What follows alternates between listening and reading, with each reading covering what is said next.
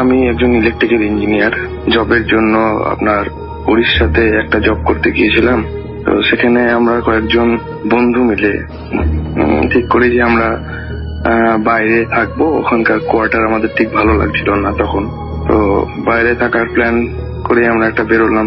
উড়িষ্যাতে একটা পাড়া আছে, খ্রিস্টান পাড়া, এরিয়াটার নামই খ্রিস্টান পাড়া। তো সেখানে এরিয়াটা খুব শান্তশিষ্ট। আমরা ওরকমই ধরনের একটা শান্তশিষ্ট জায়গা খোঁজার চেষ্টা করছিলাম বহুত দিন ধরে। তো তারপরে হয়েছে কি, একটা দেখতে দেখতে একটা বাসা পাওয়া গেল সেখানে। মিস্টার মোসেসের বাড়ি সেটা। ওনারা থাকতেন না এই বাড়িটাতে কেউই। ওরা সবাই ভুবনেশ্বরে থাকতেন। আমরা ভাড়া পেয়েও গেলাম, যে যার মতো রুম শেয়ার করে নিলাম। বাড়িটাতে অনেক কটা রুম ছিল বাই দ্য ওয়ে। আমরা নিজের মতো রুম শেয়ার করলাম এবং আমরা সেখানে যথারীতি থাকতে আরম্ভ করলাম। তো আমরা জানতাম না বাড়ির পেছন দিকটা লক করে রেখেছিলেন ভদ্রলোক, আমাদেরকে চাবি দেননি তার। কিন্তু আমরা চাবি কখনো চাইও নি, আমাদের প্রয়োজন হতো না বাইরের দিকটা যাওয়ার। কারণ আমরা সারাদিন প্রাইভেট কোম্পানির জব করতাম, বাইরে সারাদিন থাকার পর আর এসে ইচ্ছা করতো না যে কোনো কিছু করি। তো সেই জন্য আমরা নিজেদের মতো থাকতাম, থেকে এসে খাওয়া দাওয়া করে শুয়ে পড়তাম, বা কখনো বাইরে থেকে খেয়ে এসে রাত্রেবেলাতে শুয়ে পড়তাম। একটু টিভি দেখে, একটু জাস্ট নিজেদের মতো একটু সামান্য রিল্যাক্স করে শুয়ে পড়তাম। আমাদের লাইফটা এরকমই ছিল। একমাত্র রবিবার দিন আমরা সবাই রোববার বিভিন্ন জায়গায় ঘুরতে যেতাম। গাড়ি ড্রাইভার ছিল সঙ্গে, অসুবিধা হতো না। তো একদিন হয়েছে কি রাসেল ভাই, একদিন হঠাৎ করে আমাদেরই একজন কলিগের শাদি ফিক্সড হলো আর কি।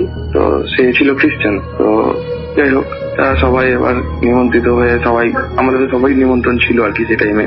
এবার সেদিনকে আমার অ্যাকচুয়ালি শরীরটা একটু প্রচন্ড খারাপ হয়েছিল আর কি। তো আমি যাবো বলি সকাল থেকে ঠিক করেছিলাম, আবার যাবো না এরকম ধরনের একটা মাথাতে আসছিল যে যাবো না যাবো, এরকম একটা ব্যাপার।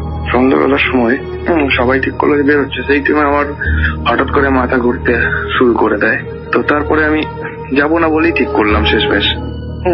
এবার আচমকা আমি ভাবলাম বাড়িতেই থাকি, আমি আমার গার্লফ্রেন্ডের সাথে কথাবার্তা বলবো শুয়ে শুয়ে, এবং মাঝে মধ্যে একটু টিভি দেখবো, বা আমার ল্যাপিতে কিছু সিনেমা বা মুভিজ দেখে টাইম কাটিয়ে দেবো, বা ফেসবুক সোশ্যাল নেটওয়ার্কিং সাইটে একটু টাইম পাস করবো, এটাই চিন্তা ভাবনা ছিল।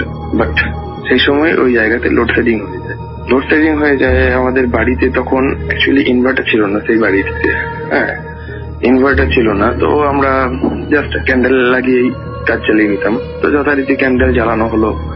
সেদিনকে রাত্রেবেলাতে আমাদের যে কুক ছিলেন মিস্টার গৌতম মিশ্রা, তো সেও সেই মুহূর্তে কলিগের শাদিতে চলে যায়। সেখানে আমাদের রাতের খানা পিনা সবকিছু নিজেকেই বানিয়ে নিতে হবে। এরকম ভাবে আমরা ঠিক করেছিলাম যে আমি বানিয়ে নেবো, আমি কোনো ক্রমে নুডলস বানিয়ে নেবো, জাস্ট এটাই আমি ঠিক করেছিলাম।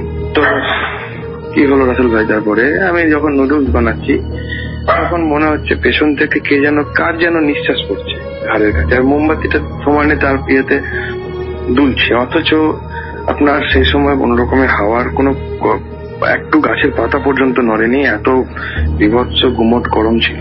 আর হাওয়াটা যে আমার গায়ে পড়ছিল প্রচন্ড পরিমাণে ঠান্ডা হাওয়া, প্রচন্ড পরিমাণে ঠান্ডা। পুরো মনে হচ্ছে বরফ থেকে কেউ যদি মুখে বরফ নিয়ে যদি কেউ যদি ফু দেয়, বা অ্যাকচুয়ালি যদি মানে এসির ঘামে ভিজে এসে রোদে গরমে ঘুরে এসে যে এসির ঠান্ডা হাওয়াটা যদি কখনো গায়ে লাগে, সেই হাওয়াটা যেমন লাগবে আর কি, ঘামে সোয়েট করা বডিতে যখন ঠান্ডা হাওয়াটা যদি লাগে সেরকম লাগছিল।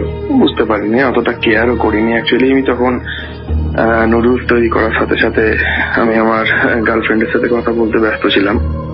হলো জিনিসটা, অথচ খেয়াল করিনি, অতটা পাত্তা দিইনি।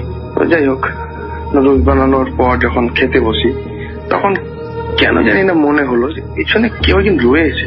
ঘুরে তাকিয়ে দেখি একটা কালো বেড়াল, অথচ ওই ঘরেতে বেড়াল ঢোকার কোন রকমের কোনো জায়গাই নেই, কোনো জায়গাই নেই বেড়াল ঢোকার। আমি বেড়াল দেখছি, বেড়াল কি করে ঢুকলো আমি চিন্তা করছি। আমি চতুর্দিক দেখা দেখি করছি, তখনও কিন্তু রাসেল ভাই ওখানে লোডশেডিং চলছে। তো তারপরে চিন্তা করলাম যে কি করা যায়, এবার একে তো বার করতে হবে। আমার তো একে ঢুকলো কোন দিকে, আমি সেটাই চিন্তায় পড়ে গেছি। তারপরে ভাবলাম হয়তো সিঁড়ির তলার যে গ্রিলটা আছে সেই গ্রিল দিয়ে কোনোভাবে ঢুকে পড়েছে হয়তো, মেবি। তো যাই হোক, আমি তাকে তাড়াবার ব্যবস্থা করার উপক্রম করতেই দেখলাম আর নেই সেখানে। কোন দিকে এসেছিল কোন দিকে গেল কিছুই বুঝতে পারলাম না। যাই হোক, আবার আমি আমার নুডলসে মনোযোগ করলাম। তো লোডশেডিং ছিল রাসেল ভাই, আগেই বলেছি। আমার সেটা তখনও খেয়াল ছিল না যে লোডশেডিং চলছে আর কি। তখন মানে আমি এতটাই জিএফের সাথে আমার গার্লফ্রেন্ডের সাথে কথা বলতে ব্যস্ত যে আমি তখন খেয়ালই করিনি যে লোডশেডিং। যাই হোক, আমি 2-3 বার সুইচ টেপার চেষ্টা করলাম, তারপরে খেয়াল করলাম যে এত লোডশেডিং রয়েছে। তারপরে আমি যথারীতি নুডলস খেতে শুরু করে দিই। তো তারপরে নুডলস খেয়ে যখন আমি উঠবো, উঠার পরই সঙ্গে সঙ্গে ঘুরেই দেখি দুখানি চোখ, একদম পুরোপুরি মণিহীন চোখ, টকটকে লাল মণিহীন চোখ, দুখানা চোখ ঠিক আমার ঘাড়ের কাছেই, একদম মণিহীন চোখ। মানে আমি তখন রাহুল ভাই আমার হাত থেকে সমস্ত যে নুডলসের জন্য যে সমস্ত পাত্রগুলো আমি নিয়েছিলাম সবকিছু আমার হাত থেকে পড়ে গেছে। যে সমস্ত জিনিসপত্রগুলো আমার হাতে ছিল, স্পুন, সবকিছু আমার হাত থেকে পড়ে গেছে। এমনকি আমার হেডফোন বোঝা ছিল আমার বাঁ হাতে, আমার মোবাইল ফোনটাও ধরা ছিল। সেই মুহূর্তে সেটাও কিন্তু হাত থেকে সম্পূর্ণ পড়ে গেছে। এবং কি বলবো, আমি কিভাবে যে সামলালাম আমি নিজেও বুঝতে পারলাম। তারপরে যখন তাড়াতাড়ি করে একটা দেশলাই কাটি ম্যাচ বক্স থেকে বার করে আমি জ্বালাই, তখন আর তো কিছু দেখতে পাই না। আমার একটা কেমন ডাউট লাগলো, আমি ভাবলাম হয়তো যে আমার শরীরটা যদি ভালো নেই। তো যাই হোক, এখন শুয়ে পড়ে যাক। তো আমার গার্লফ্রেন্ড দিক থেকে বলছে, ফোনের ওপর থেকে বলছে কি হয়েছে, এরকম ঠক করে আওয়াজ উঠলো কেন, বাথরুম কোথন পড়ার মতো। আমি বললাম আমার মা শরীরটা তো ভালো নেই আজকে, উঠতে গেলাম মাথাটা ঘুরে গেল, তাই সব কিছু পড়ে গেল। আচ্ছা, এই বলে ওকে গুড নাইট বলে ফোন রেখেছি। আমি আমার খাবারের জায়গাগুলো সব পরিষ্কার করে আমি আবার শুয়ে পড়বো। পরিষ্কার করার সময় সেই একই কন্ডিশন আমি দেখতে আরম্ভ করলাম। তখন অবশ্য আমার মোবাইলে টর্চটা অন ছিল, এবং মোবাইলে আমি গান শুনছিলাম। বিশ্বাস করেন রাসেল ভাই, অদ্ভুত বলতে মানে কি বলবো আমি জানি না, মানে অদ্ভুতের চেয়ে অদ্ভুত আর কি একটা ব্যাপার। আমার মোবাইল ফোনে আমি বরাবর ওই গানগুলি আমি শুনি আর কি। মানে আমার কিছু প্রিয় গান আছে, তো প্রিয় গান আপনাদের বাংলাদেশের তপুর কিছু গান আছে আমার খুব প্রিয়, সেগুলো বরাবরই আমি শুনি। তো সেই গানগুলো আমি চালিয়েছিলাম। তো কোনোদিন রাসেল ভাই ওই গানগুলো আটকায় না, সেদিনকে সমানে আটকে যাচ্ছিল, আর সমানে আমার পিঠে একটা ঠান্ডা হাওয়া করছিল। আমি বুঝতে পারলাম না, আমি মোবাইলটা ভাবলাম একবার সুইচ অফ করে সুইচ অন করি। সুইচ অফ যেই করেছি, সুইচ অফের সঙ্গে সঙ্গে মোমবাতিটাও নিভে গেছে। কি করে আমি জানি না রাসেল ভাই। তো তারপরে আমি মোবাইল সুইচ অন করার চেষ্টা করছি, কোনোভাবেই সুইচ অন করতে পারি না। এদিকে ম্যাচ বক্স আমি কোথায় রেখেছি তাও আমি খেয়াল করছে না, যে ডাইনিং টেবিলে রেখেছি না কিচেনেই আছে। আমি জাস্ট কিছুই বুঝতে পারছি না, মাথা থেকে কিছুই আসছে না। জাস্ট কোনো ক্রমে হাতে খোঁজার চেষ্টা করলাম। সেখানে দেখলাম একটা কি বস্তু, ঠান্ডা, খুব ঠান্ডা, মানে লোহার যদি জিনিস আমি যদি কখনো যদি টাচ করে থাকি, তো একটা গরমকালের সময়, তাও আবার কিচেনে একটু বেশি টেম্পারেচারটা একটু বেশি থাকে সাধারণত। তো অত ঠান্ডা কোনো লোহার জিনিস বা কোনো মেটালিক জিনিস অত ঠান্ডা হওয়ার কথা না। একটা ঠান্ডা জিনিস আমার হাতে দেখলাম, আমি হাতটা সরিয়ে নিলাম। তা করতে করতে আমার সেকেন্ড একটা মোবাইলে রিং বেজে উঠেছে। আমার বাড়ি থেকে সেই মুহূর্তে ফোন করেছিল। বাড়ি থেকে ফোন করেছিল, দেখাচ্ছে আমার বাবা ফোন করেছে। আমি যখন রিসিভ করছি তখন অন্য একটা ভাষাতে কথা, যে ভাষাটা আমি বুঝতে পারিনি রাহুল ভাই, ভাষাতে কথা। তো আমি আমার ফোনেতে অটোমেটিক কল রেকর্ড যে অপশনটা ছিল, সেই অপশনটা এখনো আছে আর কি। তো রেকর্ডটা আমি পরবর্তীকালে একজনকে শোনাই, যে এর মিনিংটা কি। তো বলেছে যে এই বাড়ি থেকে এই মুহূর্তে ছেড়ে চলে যা, এই বাড়িতে কারোর উপস্থিতি আমি পছন্দ করছি না, এরকম একটা মহিলা কণ্ঠে ভয়েস আর কি। তো আমি তখনও বুঝতে পারিনি যে কি ব্যাপার। তো সেদিনকে রাত্রেবেলাতে মানে এর আগে আরো কিছু ঘটনা আছে, এই ঘটনাটা তারপরে কিছুক্ষণ পরে হঠাৎ করে একটা সাদা একটা বস্তু রান্নাঘরের জানলার পাশ দিয়ে হুসুস করে সরে গেল। অথচ ওই এরিয়াতে কোনো চোর নেই, কোনো ডাকাত নেই, জীবনে কোনোদিন চুরি হয় না, চুরি করার মতো কিছু থাকেও না রাসেল ভাই আমাদের মেসেতে। ওরকম গন্ডগোল হলো। যাই হোক, তারপরে কিছুক্ষণ পর সবাই ফিরে এলো। তা করতে করতে আমি আমার অভিজ্ঞতার কথা কাউকে জানাইনি, তাহলে হয়তো একটু হাস্যকর পরিবেশের মধ্যে পড়ে যেতে হতো আমাকে আর কি। তো পরে হয়েছে কি, আমি পরের দিন সকালবেলায় ওই যে রেকর্ডিংটা হয়ে গেছিল বললাম, আমি নিজে শুনেছি। শুনে আমারই একজন কন্ট্রাক্টর ছিল আমার আন্ডারে, যিনি জব করতেন, সেই কন্ট্রাক্টরকে আমি শোনাই। সে বললো যে এই বক্তব্য হচ্ছে এই মুহূর্তে বাড়ি থেকে ছেড়ে চলে যায়। ওটা ওদের স্থানীয় ভাষার কথা আর কি। সেটা তো আমি ঠিক ভাষা তখন জানতাম না, আমাদের ওখানে বেসিক্যালি হিন্দি ভাষা চলতো। তো জানতাম না তখন, আমি মানে বুঝতে পারিনি কি। আর ভাষার মানে গলার ভয়েসটা তখন এমন বিচ্ছিরি আওয়াজ, সেটা মানে লোকাল লোক ছাড়া উদ্ধার করা সম্ভব না, কারণ ওরাই বুঝতে পারবে যে কি ভাষাটা ঠিক অ্যাকচুয়ালি বলতে চাইছেন আর কি। মানে আমাদের পক্ষে সেটা সম্ভব না আর কি বোঝা আর কি। মানে তখন নতুন তো ওখানে, আমি তাই বুঝতে পারিনি। তো যাই হোক, তারপরে আবার একটা দিন এলো যেখানে আমরা টোটাল 4 জন কলিগ ওখানে থাকতাম। তো তাদের একজনের বিয়ে ঠিক হয়ে গেল, শাদী ঠিক হয়ে গেল। তো সে বাড়ি গেছে শাদী করতে আপনার। তো আমরা আর 3 জন রয়েছি। তো আমার রুমটা শেয়ার করতো সে, আমি তার সাথে রুম শেয়ার করতাম, আমরা দুজনে থাকতাম একটা রুমে। তো আমি একা হয়ে যাই যথারীতি। হ্যাঁ, তো আমি শুয়ে আছি একদিন রাত্রেবেলাতে, অনেক রাত তখন, প্রায় 1:30টার পর। আমি 1:30 পর্যন্ত আমি আমার গার্লফ্রেন্ডের সাথে কথা বলেছি। 1:30টার পর ফোন রেখে আমি যখন শুতে যাব, ঠিক তখন একটা কি পড়ে যাওয়ার আওয়াজ উঠলো। তাকিয়ে দেখি আমার খাটের পাশে একটা ছোট টেবিল থাকতো, সেই টেবিলে ল্যাপটপ আর জলের বোতল থাকতো একটা। তো দেখলাম টেবিলটাই উল্টে পড়ে গেছে, বেশ জোরে আওয়াজ, ল্যাপটপ সব পড়ে গেছে, জলের বোতল পড়ে গেছে। আমি কি করে বললো, দেখলে তো টেবিলটা তো উল্টে যাওয়ার কথা না। নিয়ে তারপরে আমি আবার একটু চিন্তিত হয়ে আবার লাইট জ্বালিয়ে তুলে রাখলাম সবকিছু। সকালবেলা উঠে দেখি আমি আর কিছু আওয়াজ পাইনি। সকালবেলা উঠে দেখি সেই টেবিলটি আবার পড়ে গেছে, পড়ে রয়েছে যেমনকার। আমার ল্যাপটপের স্ক্রিন ব্রেক করে গেছে। আমি বুঝতে পারি না কি হলো, কি আমারই সমস্যা নাকি কি হচ্ছে, কি করে পড়বে। আমার কাছ থেকে টেবিলটা কম করে 1 হাত দূরে। আমাকে জল খেতে গেলে সেটাকে নেমে তারপরে তার কাছে যেতে হবে। আমি অন্ধকারে থেকে একবারই আওয়াজ পেয়ে নেমেছি, তারপরে আর নামিনি। আমি তুলে রেখেছি, তারপরে নামিনি। কি করে পড়লো এরকম করে? আমার ওই রুমটার মধ্যে উৎপাত শুরু হয়। প্রথম কয়েকদিন বুঝতে পারিনি। তো কি হয়, তারপরের দিন একটু আবার চিন্তিত হয়েই ঘরে ঢুকলাম। বলতে পারছিলাম না কাউকে যে কি পরিস্থিতি আমার। পরের দিন একটু চিন্তিত হয়ে ঘর ঢুকলাম। বেশ রাত পর্যন্ত আমি ছাদেই কাটালাম, বাড়ির ছাদে, টেরেসে। তো ছাদেতে কোনো প্রবলেম আমি কিছু বুঝতে পারি। তো আপনার কি বলে, রুমে ঢোকার সঙ্গে সঙ্গে দেখলাম রুমটা একটা কেমন, একটা কিরকম, অনেক দিনের বন্ধ ঘর থাকলে যেরকম গন্ধ হয় সেরকম গন্ধ। অথচ আমার রুম খোলা, দরজা খোলা, জানলা খোলা, সবকিছু খোলা আছে। অনেক দিনের বিচ্ছিরি একটা পচা ঠিক না, ভ্যাপসা গন্ধ, ধুলোর গন্ধ। ঢুকলাম, ঢুকে জল খেতে গেলাম। জলটা দেখলাম নোনতা, বুঝলাম না কেন খাবার জল নোনতা কি করে হয়। আবার আমি বাইরের ফিল্টার থেকে চেঞ্জ করে জল নিলাম, তখন দেখলাম জল আবার ঠিক আছে। কিন্তু ওই রুমে ঢোকার পর আবার জল খাচ্ছি, তখন দেখছি আবার সেই নোনতা। মহা সমস্যায় পড়া গেল। আমি তখন আমাদের রাঁধুনি যে ছিল, সে ছিল অ্যাকচুয়ালি হিন্দু ব্রাহ্মণদের। তাকে আমি বললাম যে দাদা এরকম সমস্যা আছে। বলছে ঠিক আছে, কোনো ব্যাপার না, তুমি শুয়ে পড়ো, কাল সকালবেলা দেখো। আমাকে সেরকম বললো। আমি তার কথা মতো চলে গেলাম শুধু। আমার এদিকে সেদিনকে একটু ভয় করতে আরম্ভ করলো। আমি ঘরে ঢুকলে জল নোনতা হয়ে যাচ্ছে, ঘর থেকে বেরোলে জল আবার নর্মাল। এটা কি, what is this, what's happened here? আমার পুরো মাথা কোনো কাজ করছিল না পুরোপুরি। তো আলটিমেটলি গেলাম আমি ঘরে, গিয়ে শুয়ে পড়লাম, ঘুম আসে না। কিছুক্ষণ পরে দেখলাম ফ্যানটা উল্টো দিকে ঘোরা শুরু করেছে। লাইট জ্বালিয়ে শুয়েছিলাম সেদিনকে আমি, তাই আমি দেখতে পেয়েছিলাম ফ্যানটা একবার স্টপ হয়ে গেল, স্টপ হয়ে গিয়ে উল্টো দিকে ঘোরা শুরু হলো। উল্টো দিকে যখন ঘুরছে তখন দেখছি, কি বলবো রাসেল ভাই, যেন জীবনে কোনোদিন এরকম কাউকে পরিস্থিতিতে পড়তে না হয়। একজন মহিলা, বয়স্কা মহিলা, গলার দড়ি দিয়ে ফ্যান থেকে ঝুলছে ঠিক আমার ওই খাটটার উপরে। আর তার মুখ দিয়ে চুয়ে চুয়ে রক্ত ফোঁটাগুলো এসে পড়ছে আমার বুকের উপর। আমি তো হাউমাউ করে চেঁচি, আমি কি করবো আমি খুঁজে পেলাম না।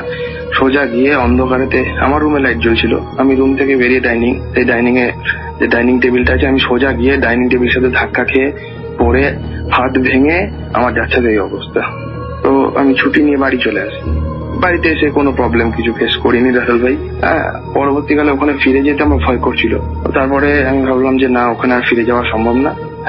ওখানে ওই জায়গাতে আর কোনোভাবেই থাকা সম্ভব না। আমি আবার আমাদের ওই কোয়ার্টার দিয়েছিল আমাদের, সেই কোয়ার্টারে আবার আমি ফিরে যাই। অ্যাকচুয়ালি আমি ব্রাহ্মণ না, তো আমার সব কিছু জানা নাই ওই সমস্ত পরিস্থিতিতে পড়লে কি করা উচিত বা কি করা উচিত না। কিন্তু আর বাদ বাকি যারা ছিলেন তারা সবাই ব্রাহ্মণ, তো তাদের কাছে কিছু প্রবলেম ফেস করতে হয়নি তাদের, কিন্তু আমাকে অনেক কিছু প্রবলেম ফেস করতে হয়েছিল। তারপর আমি ফিরে গিয়ে আমি ওখানকার আমার আরেক কলিগকে ব্যাপারটা আমি জানাই। সে খুব বিশ্বস্ত, আমার সঙ্গে খুব ভালো বন্ধুত্বপূর্ণ ব্যবহারটা। তো তাকে আমি জানাই। তো সে বলে যে ওই বাড়িটি মিস্টার মোসেসের বাড়িতে মিস্টার মোসেসের ওয়াইফ জাস্ট 1 বছর হলো গলায় দড়ি দিয়ে এরকম ভাবে, তিনি একটুখানি মাথার রোগেতে ভুগছিলেন আর কি, একটুখানি হালকা, কি বলবো, ওটা সাইকো পেশেন্ট ছিলেন তিনি। তো একদিন মিস্টার মোসেস বাড়িতে ছিলেন না, তিনি কোনো একটা কারণবশত, আমি সঠিক করে জানিও না কি কারণ, তিনিও বলতে পারেননি, গলায় দড়ি দিয়ে সুইসাইড করেন। তারপরে গলায় দড়ি দিয়ে সুইসাইড করেন বলে, তারা যেহেতু খ্রিস্টান ছিলেন, খ্রিস্টানের সব কবরতে খ্রিস্টানদের কবরে একটা ব্যাপার থাকে। সব কবরে সুইসাইড করা লাশ নেয় না। যে কবরে সুইসাইড করা লাশ নেয় না, সেই কবরের লাশ আপনার কোনো না কোনো উপায়ে বাইরে বেরিয়ে চলে আসবে কবর দেওয়ার পর। আমি ওই মিস্টার নন্দার কাছ থেকে শুনি, সেটা আমার ফ্রেন্ড। তো কোনো না কোনো ভাবে বাইরে বেরিয়ে চলে আসবে। হয় কুত্তায় বা শিয়ালে, হ্যাঁ, কেউ না কেউ খুঁড়ে বার করে দেবে, বা কোনো না কোনো ভাবে, কোনো না কোনো উপায়ে, কোনো না কোনো, তাছাড়াও কোনো দ্বিতীয় উপায়ে বা ভৌতিক কোনো পদ্ধতিতে সে বাইরে বেরিয়ে চলে আসবে। এই মিসেস মোসেসেরও লাস্ট ঠিক একই ঘটনা ঘটেছিল। তার লাশ বারবার বাইরে বেরিয়ে চলে আসতো। 3 বার একই ঘটনা ঘটার পর ওই গোরস্থানের মানে পাদ্রী তিনি বলেন যে এই পাপীর লাশ আছে, এই পাপীর লাশকে এই গোরস্থানেতে, পবিত্র গোরস্থানেতে কবর দেওয়া যাবে না, তো একে অন্য কোথাও নিয়ে গিয়ে কবর দেওয়া হোক। তো সেই জন্য মিস্টার মোসেস তার বাড়িতেই তাকে কবর দিয়েছিলেন, এবং তিনি নিজেও সেই বাড়িটা ব্যবহার করতে পারতেন না তারপর থেকে, যার জন্য তিনি ভাড়া দিয়েছিলেন।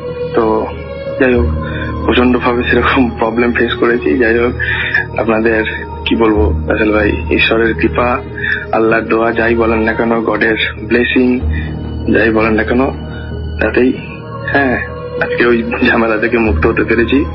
এই ছিল আমার স্টোরি। Thank you. আমি একটি প্রাইভেট ডায়াগনস্টিক সেন্টারে জব করতাম আর কি।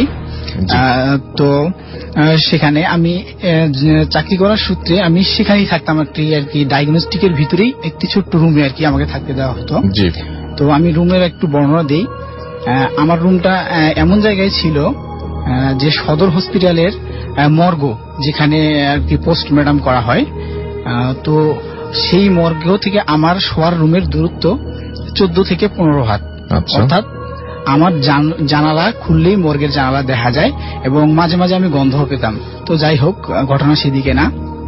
একদিন শুক্রবার, তো শুক্রবার আমাদের অন্যান্য স্টাফরা ছুটিতে থাকেন, আর আমি সেখানেই থাকতাম। এর জন্য আমি ওখানেই সবসময় থাকি, এবং পাশের ফ্ল্যাটে থাকতো আমার মালিক আর কি, ফ্যামিলি নিয়েই থাকতো।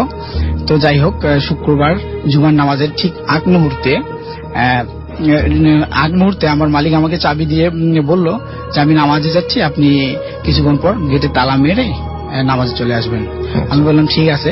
তো আমি নামাজের জন্য রেডি হচ্ছি, এমন সময় আর কি 2জন লোক আসলো এক্স রে করার জন্য। তো বলতেছে আবার একটু ইমার্জেন্সি এক্স রে করা লাগবে। আমি বললাম ভাই একটু বসেন, আমি নামাজ পড়ে আসবো, পরে আর কি এক্স রেটা করবো। তো বলতেছে না, আমার খুব ইমার্জেন্সি দরকার আর কি, ডাক্তার সাহেব দেখবেন আর কি। তো যাই হোক, পেশেন্টের আর্জি তো আমাদেরকে নিতেই হয়। আমি এক্স রেটা নিলাম আর কি। তো রীতিমতো আমি পেশেন্টকে এক্স রে রুমে ঢুকালাম, এক্স রে টেবিলে শোয়ালাম, মেশিন অন করলাম, করে আমি তার এক্স রে করার জন্য প্রস্তুত নিচ্ছিলাম। এক্স রেটা ছিল পায়ের বেসিক্যালি। তো আমি যখন এক্স রে শুরু করব, তখন পেশেন্টটা বলতেছে আপনি কি করেন? আমি বলতেছি যে আমি পায়ের এক্স রে করতেছি। কয় না, আমার পায়ে তো সমস্যা নাই, আমার মাথায় সমস্যা। তো উনি মাথায় আর কি হাত দিয়ে দেখাই দিল যে আমার এখানে প্রচন্ড পেইন হচ্ছে, আমার এখানে এক্স রে করেন। তখন আমি ভাবলাম হয়তো যে আমার দেখার ভুল হয়েছে, আমি ডক্টরের প্রেসক্রিপশনটা আবার দেখে নিলাম। তো না, দেখলাম যে না, আমি তো ঠিকই দেখছি, সেখানে পায়ের এক্স রে করাই ছিল। আমি যাই হোক রোগীকে যেভাবেই হোক বুঝিয়ে এক প্রকার জোর করেই আমি আর কি পায়ের এক্স রে করলাম। তো এক্স রে করার পর আমি এক্স রে সম্পর্কে একটু ধারণা দিই। এক্স রে মেশিন থেকে রেডিয়েশন কে কাজে লাগিয়ে হিউম্যান বডি থেকে ইমেজ ক্যাপচার করা হয়, তারপরে এটা কম্পিউটারে ডিসপ্লে করতে হয়। তো আমি যখন এক্স রেটা কম্পিউটারে ডিসপ্লে করলাম, তখন আমি তার ইমেজ পাইলাম না আর কি, এক্স রেটা আসলো না, আসেই নাই, কিচ্ছু আসেনি, না কিচ্ছু আসে নাই, শুধু একটা সাদা পেজের মতো চলে আসছে। তো আমি ঘটনাটা বুঝতে পারলাম না। আমি ভাবলাম হয়তো রেডিয়েশন ঠিকভাবে রিলিজ হয় নাই, কারণ রেডিয়েশন ঠিকভাবে রিলিজ না হলে এরকম আসে, ঝামেলা হয়। আচ্ছা, তো আমি আবার রিপিট করতে গেলাম। আমি আবার রিপিট করার আগে আমি মেশিনটা একবার ভালো করে চেক করে নিলাম যে আসলে কোনো ফল্ট আছে কিনা। একটা ফাঁকা এক্সপোজ নিয়ে দেখলাম না, আমার রেডিয়েশন তো ঠিকভাবে রিলিজ হচ্ছে, তারপর ইমেজটা আসলো না কেন। যাই হোক, আমি পেশেন্ট যেহেতু টেবিলে শোয়ানো, আমি আর একটা এক্স রে নিলাম, আর একটা এক্স রে নিয়ে আমি আবার কম্পিউটারে ডিসপ্লে করলাম, কিন্তু আবার ইমেজটা আসলো না। এবং আগের মতোই একদম সেম অবস্থা, সেম আগের মতোই। আমার মাথায় আর কি কাজ করলো না। আমি প্রায় আমার 2 বছরের এক্সপিরিয়েন্স, এটা কেন ঘটতেছে আমি বুঝতেছি না।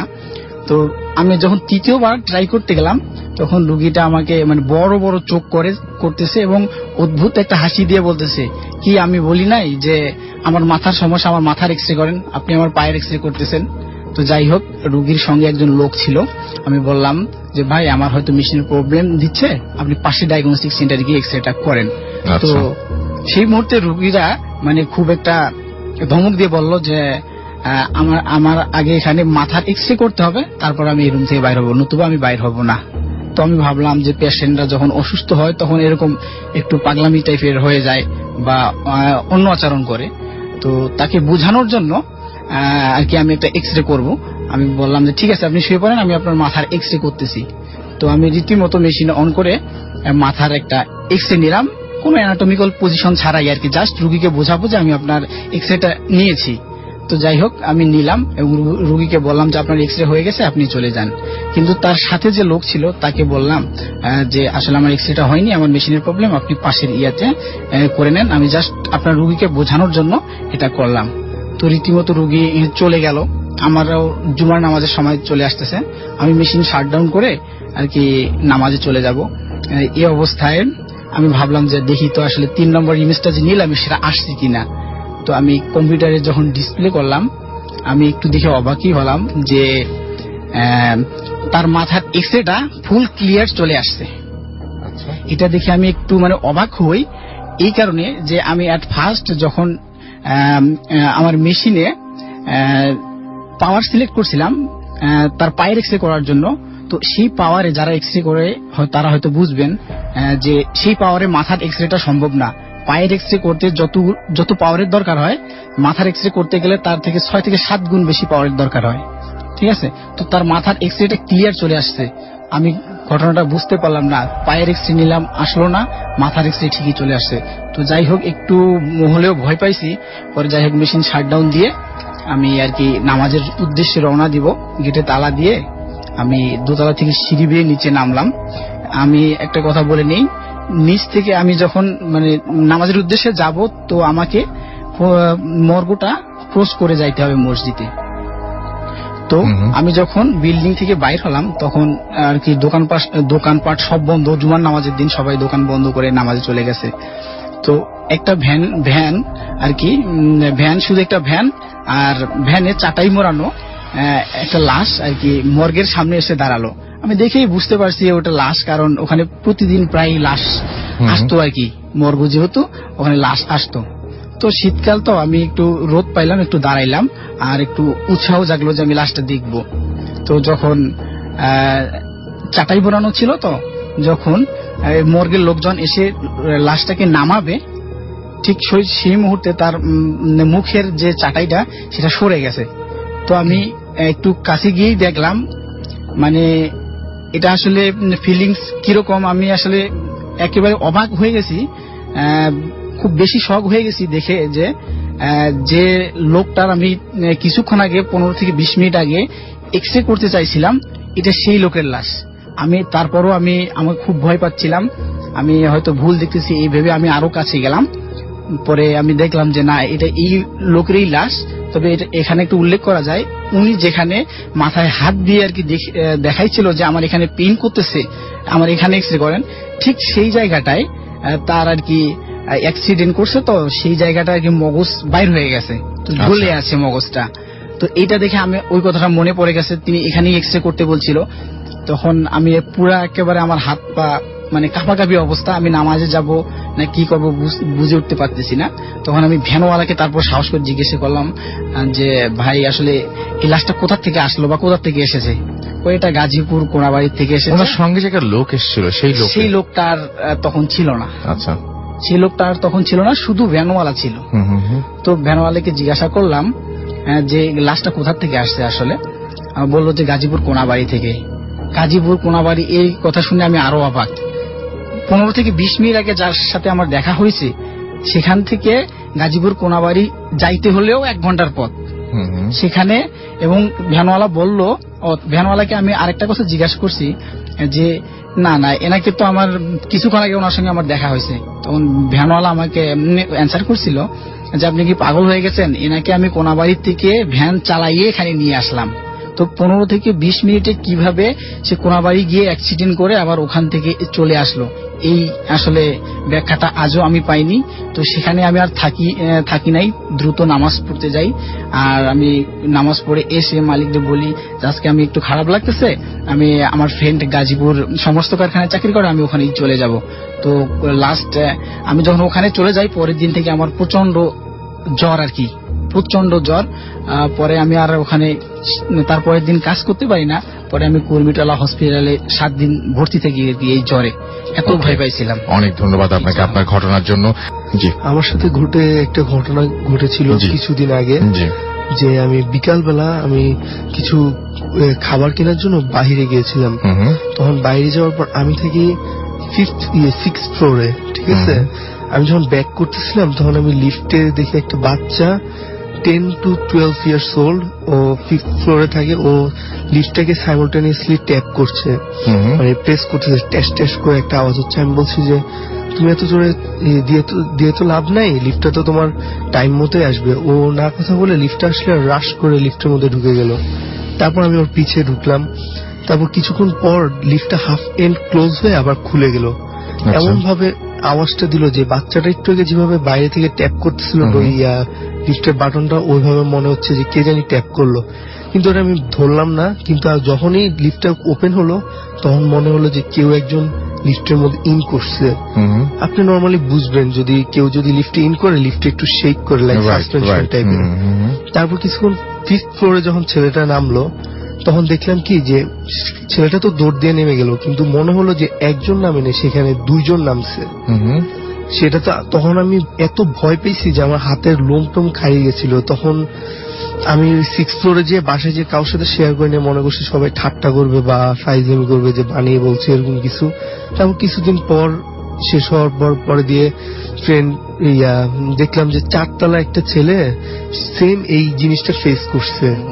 ফেস করার পর ওর আবার ড্যাডিকে বলছে এই ঘটনা যে এরকম এরকম হয়েছে। আমি 4 তলায় নামছি কিন্তু লিফটে কেউ ছিল না, 5 তলায় যে লিফটটা থামছে। আচ্ছা। আর আমি নিচ থেকেও কেউ জানে উঠছে এরকম একটা ফিলিং পেয়েছি। ও 5 তলায় ও দৌড় দিয়ে 5 তলায় যায়, দেখলো যে 5 তলায় কেউ নামে নাই আর কেউ লিফটে বাটন ট্যাবও করে নাই। আচ্ছা। কিন্তু 5 তলায় কে জানি নামলো এমন ও কিন্তু 4 তলায় নামছে। আচ্ছা। 5 তলায় যাওয়ার কোনো প্রশ্ন ওঠে না।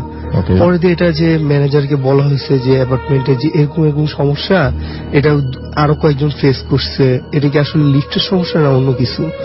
পরে দিয়ে টেকনিশিয়ানদের আনার পর লিফটের দেখলো যে বললো যে না কোনো সমস্যা তো, কোনো ম্যাল ফাংশনিং বা কিছু হচ্ছে না, এটা একেবারে ঠিকই আছে, যে এরকম না যে এই সমস্যা ওই সমস্যা। আর লিফটটা ছিল নিউ, এর জন্য কোনো সমস্যা হতেও পারে না।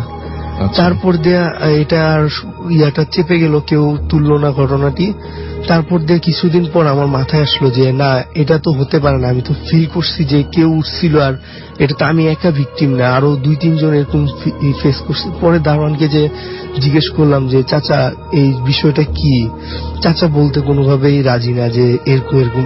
অনেক কষ্ট করে তাকে ম্যানেজ করে বলল যে তোমরা আসার আগে 5 তলায় একটা লোক থাকতো, লাইক 40 years old। তিনি লিফট যখন নতুন লাগাইছিল তখন এরকম লিফটের মধ্যে যখন 5 তলায় যাচ্ছিল তখন লিফটটা হঠাৎ করে স্টপ হয়ে গেছিল। স্টপ হয়ে ডাইরেক্ট 2 আর 3 ফ্লোরের মাঝখানে এটকে গেছিল, মানে হাফে এটকে ছিল। পরে দিয়ে তিনি যখন লিফটটাকে হাত দিয়ে টান দিয়ে খোলার সময় তিনি 3rd ফ্লোরে বের হতে চেয়েছিল উপর দিয়ে, লিফটটা আবার ঠাস করে পড়ে গেছিল। তখন উনি ওনার বুকে চাপস খেয়ে রিপস ভেঙে উনি ওখানে ইন্তেকাল করেছিল। তারপর থেকে এই ঘটনাগুলো শুরু হয়েছে। দারোয়ান এসব জানে কিন্তু কেউ বলে না, ভয় পাবে বা সামথিং লাইক দ্যাট। সো এই ছিল আপনার ঘটনা। Thank you very much. আমি শুনি আপনার ঘটনা। আমার ঘটনাটা হচ্ছে 2007 সালের, তখন আমি ক্লাস 10-এ পড়ি। ঘটনাটা হচ্ছে আমার ছোট বোনকে নিয়ে। ছোট বোন বলতে আমার ইমিডিয়েট বড়, ছোট আপু বলে ডাকি। তো আমার বাবা মারা যায় 1998 সালে। তো তারপর থেকে আমার আম্মু আর বড় ভাই আমাকে খুব কষ্ট করে আমাদের মানুষ করছে। তো বড় ভাইয়া মেরিনে যোগ দেওয়া হচ্ছে 2003 সালে। আচ্ছা, উনিও মেরিন ইঞ্জিনিয়ার। তো 2003 সালে উনি জয়েন করে। তারপরে 2007 সালে হঠাৎ করেই উনি তখন 3rd অফিসার কিংবা 2nd অফিসার ছিল। তো হঠাৎ করেই চিরং পোর্টে ওনাদের শিপ আসে। তো সারপ্রাইজ দিবে বলে হঠাৎ করে বাসায় চলে আসে একদিন। তো ভাইয়া এমনিতেই বাবার মতো কাজ করছে, এতদিন আমাদের লালন পালন করছে। তো সেটা তো একটা ব্যাপার। আর বড় ভাইয়া আসছে অনেকদিন পরে, সেটা দেখে একদম মহা খুশি সবাই। তো পরের দিন এই খুশিতে আমি আর স্কুলেই যাইনি। তো আমার আপুর হচ্ছে ওই গ্রামে হয় কি এসএসসি পরীক্ষা দেওয়ার, টেস্ট পরীক্ষা দেওয়ার পরে আপনার একটা কোচিং করায়। তো ওর কোচিংটা করাই লাগবে, ও স্কুলে গেছে। তো ওর কোচিং চলে আপনার দুপুর 2টা পর্যন্ত। জি।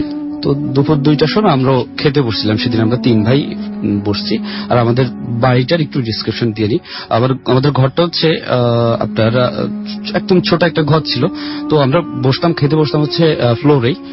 আর গ্রামে হয় কি আপনার 2টা দরজা থাকে, সামনে একটা দরজা থাকে, পিছনে একটা দরজা থাকে। জি। আর গ্রামে অধিকাংশ বাড়িতেই ধরেন টিউবওয়েলটা একটু দূরে থাকে, পুকুরের ঘাটটা একটু দূরে থাকে। তো আবার 2টা বেজে গেছে অলরেডি, তখন আম্মু বলেছে তোরা খেয়ে ফেল, খেতে বস তোরা। আমরা ফ্লোরে বসলাম খেতে।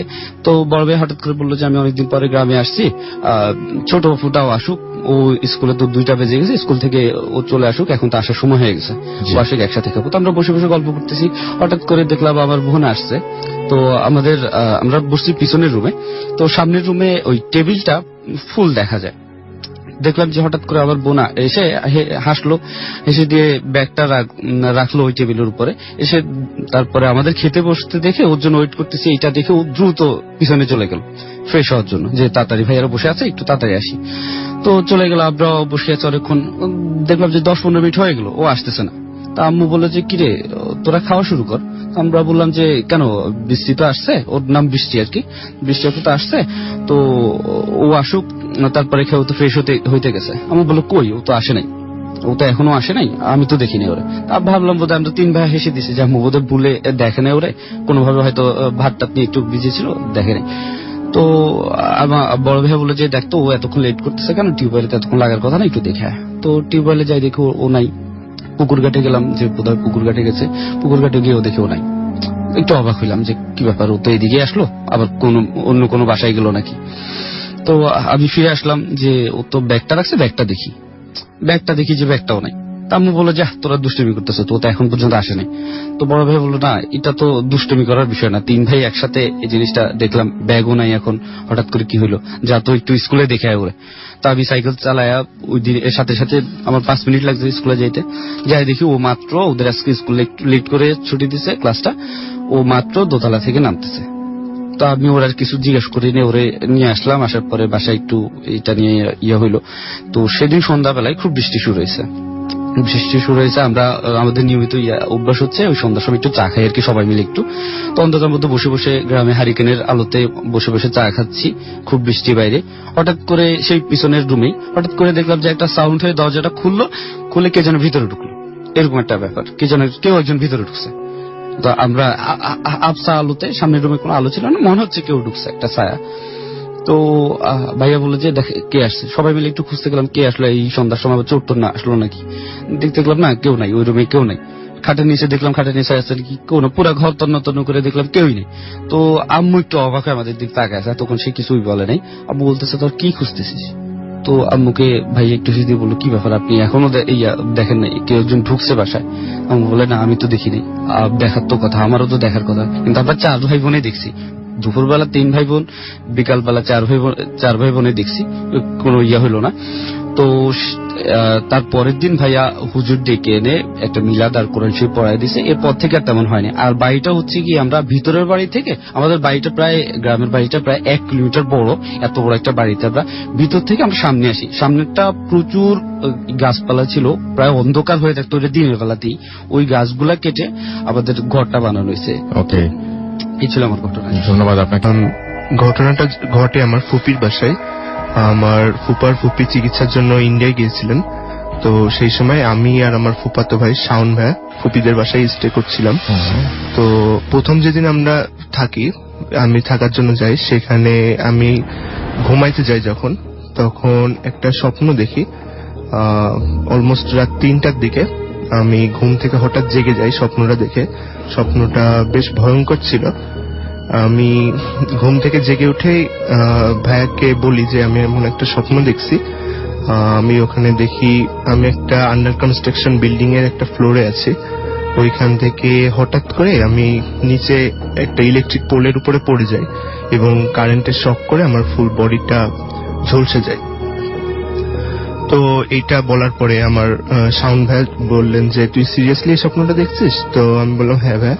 তো তখন শাওন ভাই বলেন যে উনি এর আগে এই স্বপ্নটা বেশ কয়েকবার দেখেছেন। তো এটা আমরা ইনসিডেন্ট হিসেবে নিই, প্রথম দিন কিছু ভাবি না। তো সেকেন্ড দিন আমরা একই স্বপ্ন দেখি।